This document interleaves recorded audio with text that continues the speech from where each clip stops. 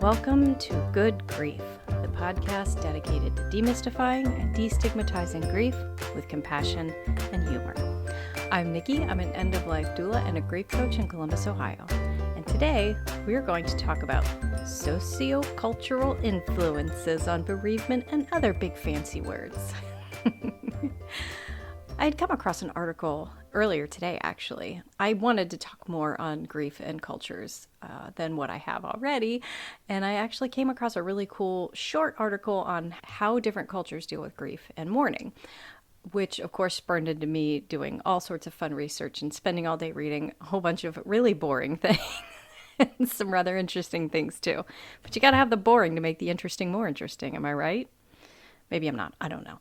But anyway, it took me down a bit of a rabbit hole, and I read some really incredibly fascinating, although very dry, research articles.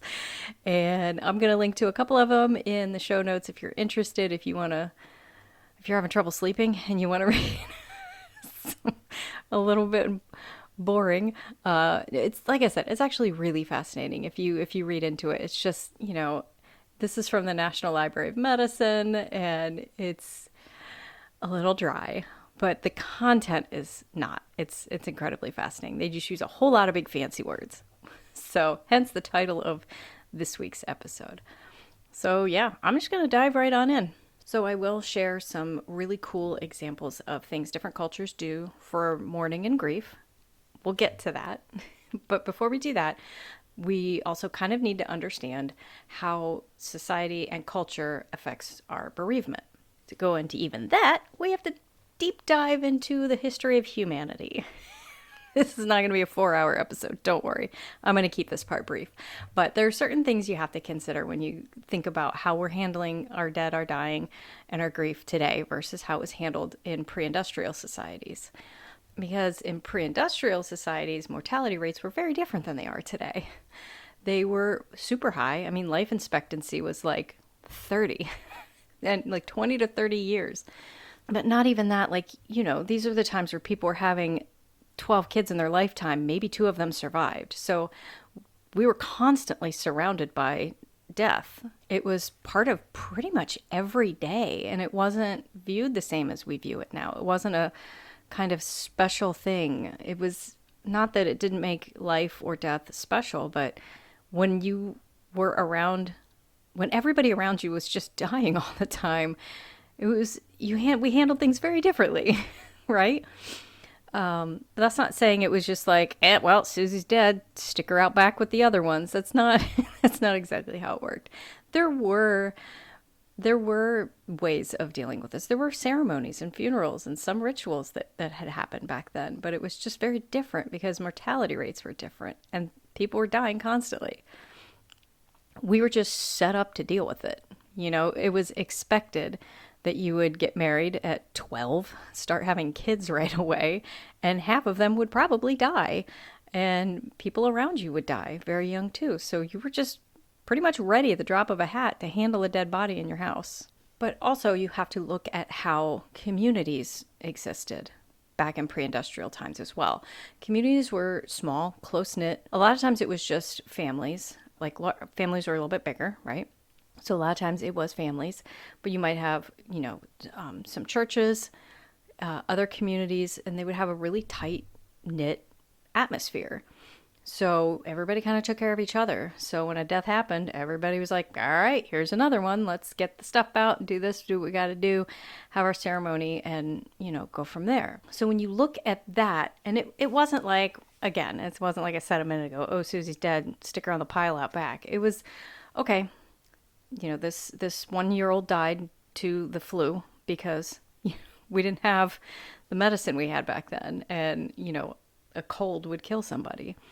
So let's say our 2-year-old son now has died, and community would come together. They'd prepare the body. They would have a burial. They would mourn. I mean, I'm not saying it hurt any less to lose a child just because you had 10 of them versus if you only have one, like a lot of people do now. It was still awful. It was still hard, but it was a little more normal. So when you look at the contrast between that and modern society, it's pretty crazy because we don't just sit around and say, okay, well, my next door neighbor, like they had their fifth kid today, and it died in childbirth. So we have to take care of that. And I apologize if this is coming off crass. It's obviously, you know, that it's not my intention. I have nothing but utmost respect for life and death. So you all should know that by now. But we're not just, you know, all getting together like, okay, well, you know, fifth kid died. That's so sad. No, it's mortality rates are still there, sure, and these things still happen, but it's just a lot less frequent. So we're not set up to just jump into action when our next door neighbor loses a child, to dive in, do what we all do with all of this, and put the ritual together. No, it's a little more standardized. It's okay. This person, you know, we're there for them. We do what we need to do. We bring them some food, whatnot. But they've already got the whole situation taken care of through somebody else. There's a funeral home that's going to come take the body away, and this is, you know, obviously children with grandparents, parents, elderly. They're not necessarily dying at home either. They're in hospitals or in nursing homes or in hospice. And somebody will come and take the body, and we just don't ever deal with it. They take care of all that. We can grieve, and then that's that. At least that's how it's supposed to go, right? So that's just like a bit of a contrast between pre-industrial and current society. I know that's a lot. I'm sorry. It's a little boring. So let's get into the fun part. Let's talk about the cultural differences with grief and dying. Our culture and our upbringings, I've said this more than once on this podcast, obviously shapes who we are as a person and how we handle dying and death and managing our dead and our grief. So everything on how we were raised, it's not just our religious beliefs. It is that, but it's where we are within the world, what our socioeconomic status is, what our race might be. All of these things can play a part into how we grieve. And why this is so important for somebody like me to understand. And this article I read was geared towards, you know, psychological professionals and psychiatric professionals. I'll get to that in a minute, how, you know, this is important so that you can understand not everything is done exactly the way you've always done it, right? And we need to understand that. For somebody like me, I need to understand somebody's cultural background and their socioeconomic status, things like that, so that I can do the best job I can at taking care of them in the way they want and in the way they deserve, and not put my beliefs and my thoughts on this at all. Okay, that's why all of this is important to know. And especially in the United States, there's such a huge, diverse group of different cultures around us all the time. And I don't just mean new immigrants. I mean, people are second, third, fourth generation immigrants in the United States that might still be practicing things the way they did where they came from. And that's beautiful. I love that. That's wonderful. We also need to respect that they're not going to do things the way some of us here might be doing them because of different religious backgrounds, different socioeconomic backgrounds. I'm blah-blahing a lot. I'm sorry. Okay, moving along. So, mourning rituals. Now, as I've said, a lot of cultures handle their mourning and their grief differently, correct? That's why I'm doing this entire episode right now. But something interesting, and I'll just quote directly from this study in the National Library of Medicine on mourning rituals. Although the cultural forms of mourning rituals and practices vary greatly, their structure is similar. Ethnography discloses in all cultures an obdurate, big words, human grain that runs through the bewildering variety of cultural forms. Grieving everywhere must be experienced. And they italicize the word experienced. So this brings in mourning rituals. So that's something that almost all of our cultures have in common, except one, which is interesting, and I'll get to that in a little bit here.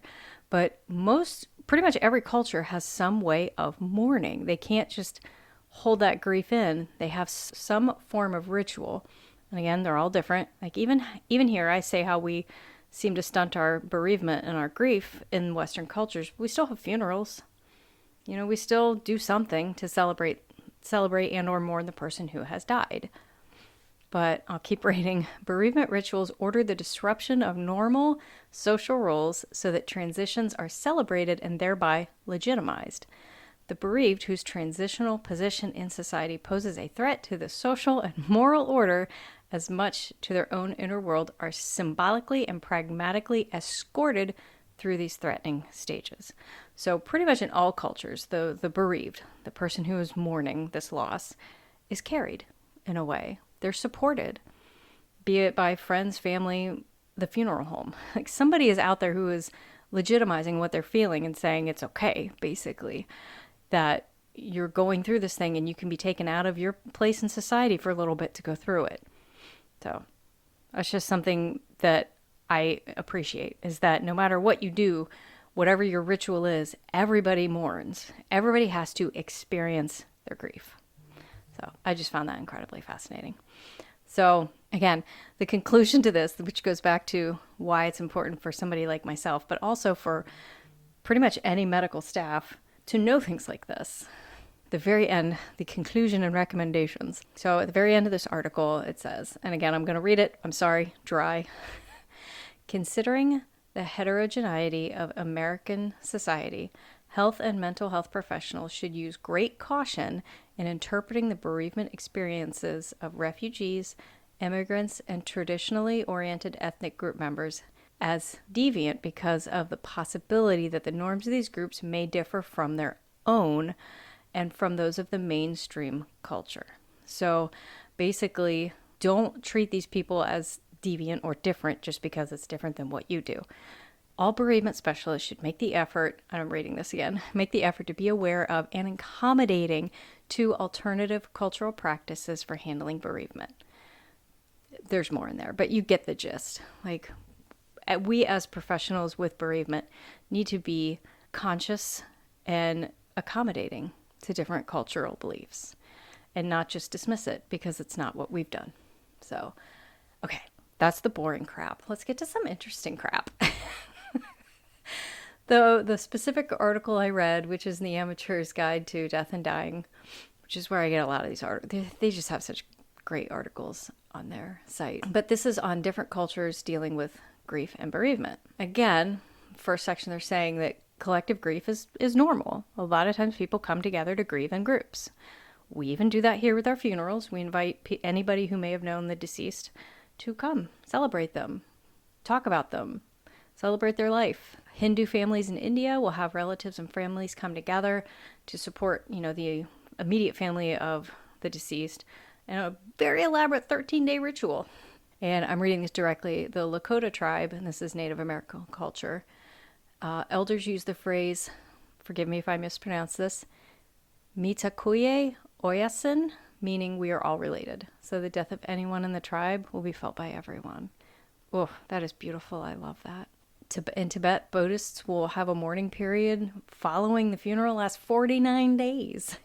But during that time, family gathers, they make clay figures, prayer flags, and they have a collective expression of grief, which I think is just so beautiful. So that said, I just said 49 days with a bit of emphasis because that seems like a long time to me. Just because, I live here in the United States where we're only allowed to be upset for 3 days and then we have to go back to our life, right? I'm saying that with a verbal eye roll. But, 49 days, that feels like a long time. But also, let's face it, my brother's been gone for 8 years now. I still grieve. I still grieve for him. I still grieve for people who died before him. My grandparents passed away when I was much younger. My grandfathers both died before I was born, and I grieve them in a special way because I never got to meet them. So grief is forever. We know this. But our external mourning process seems to have different times, and different cultures have different time periods. But it seems like most average like a year. And again, we're starting to move out of this process of talking about quote unquote moving on. We're trying not to do that anymore, which good, But here's that one I mentioned earlier where it's a little bit different. This is in Bali, Indonesia. Mourning is considered brief, and it says, quote, tearfulness is discouraged. So they discourage people from displaying outward emotion of grief. And if you do cry, what I found very interesting was you're not supposed to let your tears touch the deceased because it will give that person a bad place in heaven. Or crying too much, displaying too much emotion is thought to invoke bad spirits, and they'll encumber the dead person's soul with unhappiness.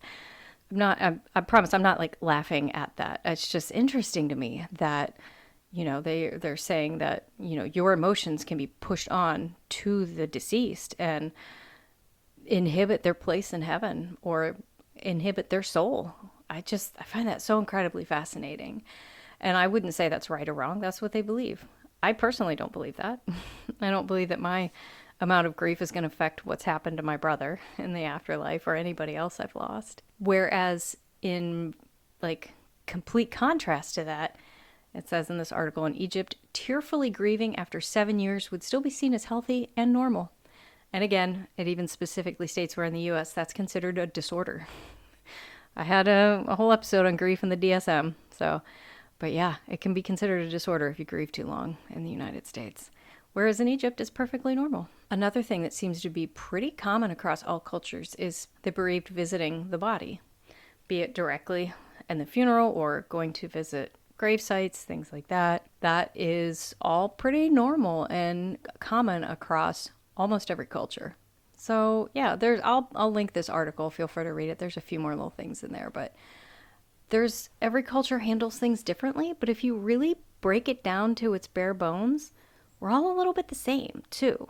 We grieve.